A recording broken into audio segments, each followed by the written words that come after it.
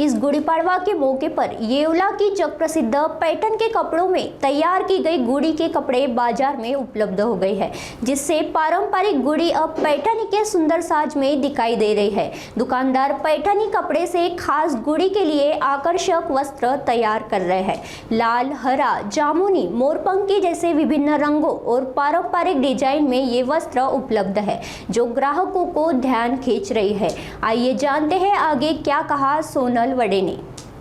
नमस्कार।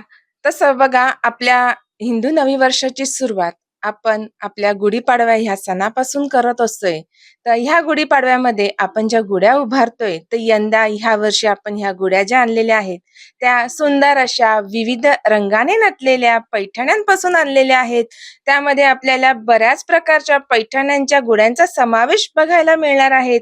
जशी कलांजली पैठणीची गुढी आहे, त्यानंतर कडियल आहे, हस्तकला आहे आणि अशा वेगवेगळ्या पैठण्यांच्या गुड्या तुम्हाला आज बघायला मिळणार आहेत।